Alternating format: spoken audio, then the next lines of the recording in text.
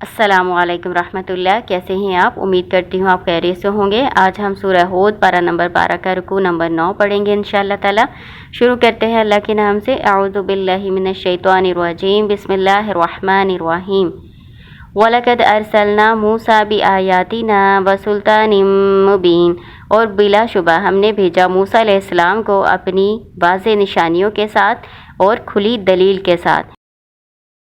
وَلَقَدْ أَرْسَلْنَا مُوسَىٰ بِآيَاتِنَا، بلا شبہ ہم نے بھیجا موسیٰ علیہ السلام کو اپنی واضح نشانیوں کے ساتھ، وَسُلْطَانٍ مُّبِينٍ، اور کھلی دلیل کے ساتھ۔ واضح نشانیاں کون سی ہیں؟ نشانیوں سے مراد یہاں پر 9 معجزے ہیں جو موسیٰ علیہ السلام کو اللہ تعالیٰ نے عطا کیے تھے، اور سلطان مبین بڑی دلیل یعنی عصا۔ اس کی تفسیر بیان کی جاتی ہے کہ وہ بڑی دلیل عصا ہے۔ عصا چونکہ ایک واضح طور پر ایک معجزہ تھا، سارے معجزات سے بڑا تھا، اس لیے اس کا الگ سے ذکر کیا گیا ہے۔ اور کچھ لوگ کہتے ہیں کہ جو آیات ہیں وہ تورات ہے، اور جو سلطان مبین ہے اس سے مراد معجزات ہیں۔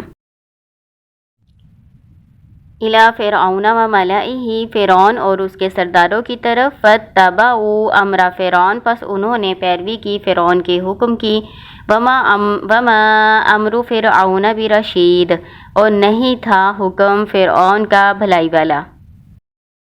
یعنی اللہ تعالیٰ کہہ رہے ہیں کہ موسیٰ علیہ السلام کو کھلی نشانیاں دے کر ہم نے فرعون کی طرف بھیجا اور اس کے سرداروں کی طرف بھیجا۔ ملا کا اصل مطلب ہوتا ہے بھرنا، یعنی ان کو دیکھ کر لوگ روب اور دبدبے میں آ جاتے ہیں، روب اور دبدبے سے بچ جاتے ہیں، اس لیے ان کو ملا کہا جاتا ہے۔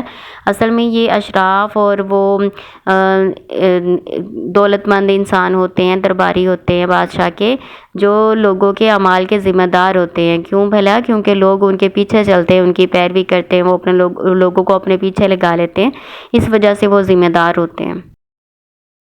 یقدم قومہ یوم القیامۃ، آگے آگے ہوگا اپنی قوم کے قیامت کے دن۔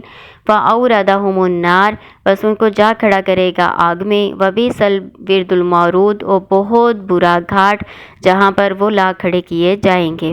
ورد اصل میں پانی کے گھاٹ کو کہتے ہیں، جہاں پر جا کے اپنی پیاس بجھائی جاتی ہے۔ تو ان کو جہاں پہ فرعون لے کر جائے گا، فرعون آگے آگے ہوگا، جیسے دنیا میں ان کے آگے تھا نا، تو لوگوں کو اپنے پیچھے لگا کے اس نے گمراہ کیا اپنی قوم کو، اسی طرح سے آخرت میں بھی ان کے آگے آگے ہوگا اور اپنی قوم کو جہنم میں لے جائے گا۔ جہنم کو یہاں پر گھاٹ سے تشبیہ دی گئی ہے کہ لوگ تو پیاس بجھانے کے لیے پانی کی طرف جاتے ہیں نا، تو یہ جو ہے فرعون، یہ اپنی قوم کو جہنم میں لے جائے گا۔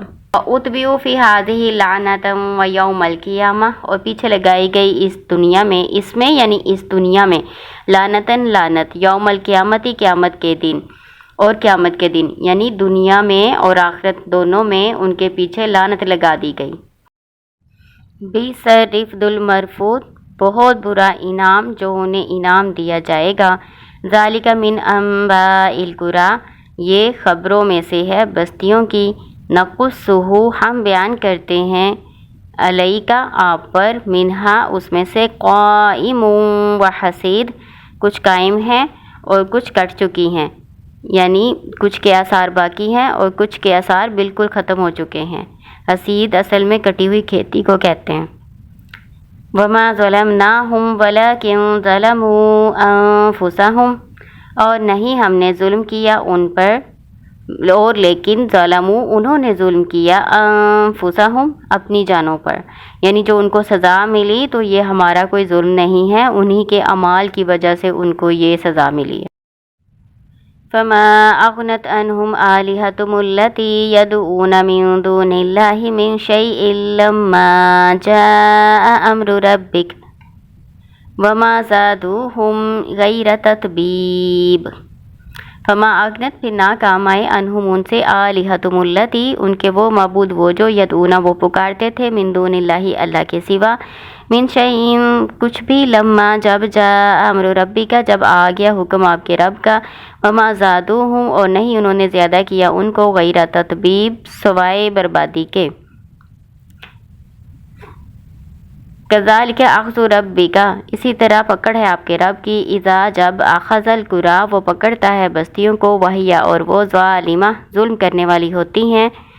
ان اخذہ علیم شدید، بے شک اس کی پکڑ بہت دردناک ہے، سخت ہے۔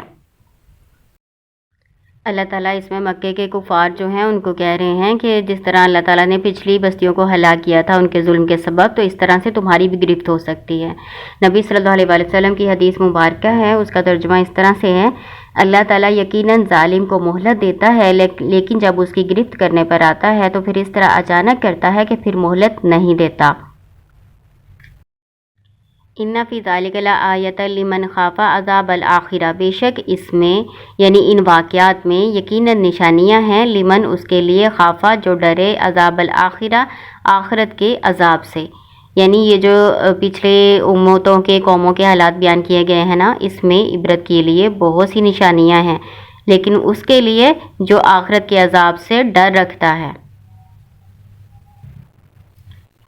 ذالک یوم، یہ دن یا وہ دن، مجموع لہ الناس، جمع کیے جانے والے ہیں اس کے لیے لوگ، وذالک اور وہ، یوم دن، مشہود حاضر کیا جانے والا ہے، یعنی اس دن تمام لوگوں کو اللہ کے سامنے حاضر کیا جائے گا، ان کو جمع کیا جائے گا اور ان کے اعمال کے مطابق جزا و سزا دی جائے گی۔ وما نؤخرہ، اور نہیں ہم اس کو مؤخر کرتے، الا مگر لاجل معدود، ایک مدت گنی ہوئی، یعنی اللہ تعالیٰ نے اس کا ایک وقت مقرر کر رکھا ہے، جب وہ وقت آ جائے گا تو پھر قیامت قائم ہو جائے گی۔ یوم یاتی، جس دن آئے گی، لا تکلم، نہ بات کر سکے گی، نفس کوئی جان، الا مگر باذنہ ہی، اس کے حکم سے، یعنی اللہ کے حکم کے بغیر کوئی بھی جان بات نہیں کر سکے گی۔ اس کا مطلب یہ ہے کہ اللہ کے سامنے کسی کو ہمت نہیں ہوگی کہ وہ کسی قسم کی کوئی بات کرے یا شفاعت کرے۔ یہ ایک لمبی حدیث ہے جس میں کچھ حصہ میں آپ کو ترجمہ بتا دیتی ہوں۔ صحیح بخاری کی حدیث کتاب الایمان ہے۔ آپ صلی اللہ علیہ وسلم نے فرمایا کہ اس دن انبیاء کے علاوہ کسی کو گفتگو کی ہمت نہیں ہوگی، اور انبیاء کی زبان پر بھی صرف یہی ہوگا، اللہم سلم اللہم سلم، یعنی اے اللہ ہمیں بچا لے، اے اللہ ہمیں بچا لے۔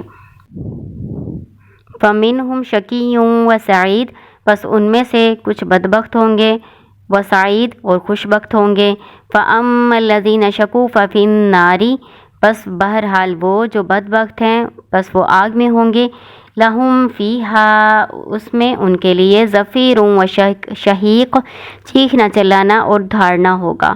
یعنی اللہ تعالیٰ بتا رہے ہیں جو خوش بخت ہے نا وہ تو جنت میں ہوں گے، لیکن جو بدبخت ہے نا وہ جہنم میں ہوں گے، اور جہنم میں چیخنا چلانا اور دھاڑنا ہوگا۔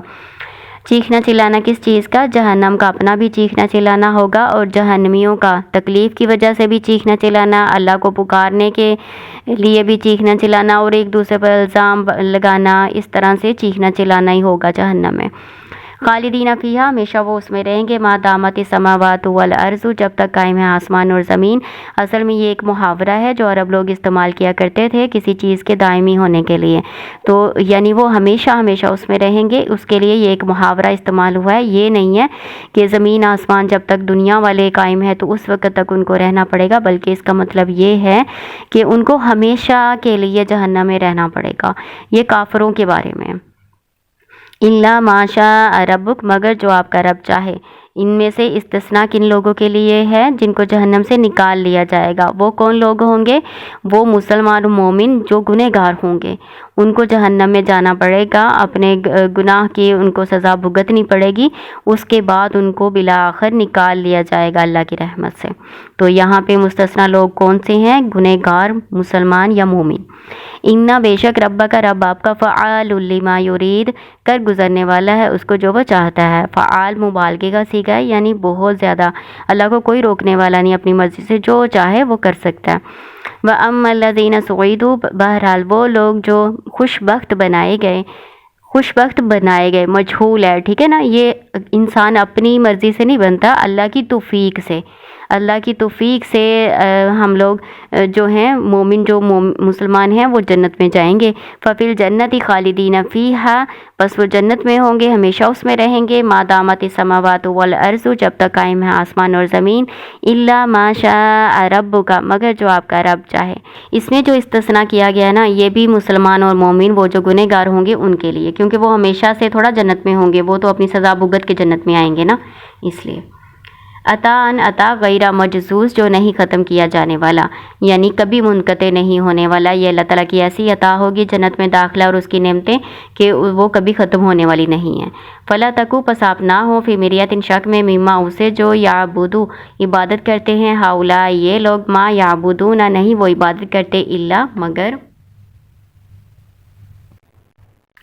کما جیسا کہ یعبدو عبادت کرتے تھے آباہم ان کے آباء و اجداد من قبل اس سے پہلے۔ وَإِنَّا بے شک ہم لَمُوَفُّوهُم بے شک ہم ضرور یا یقیناً پورا دینے والے ہیں ان کو نصیبہم ان کا حصہ، غیر منقوص بغیر کمی کے، یعنی جو انہوں نے اعمال کیے ہیں نا ان کا ہم ان کو پورا بدلہ دیں گے بغیر کسی کمی کے، ان کے اجر میں کسی قسم کی کمی نہیں ہونی اور ان کے گناہوں میں کسی قسم کی زیادتی نہیں ہوگی، پورا ان کو بدلہ دیا جائے گا۔ السلام علیکم ورحمۃ اللہ۔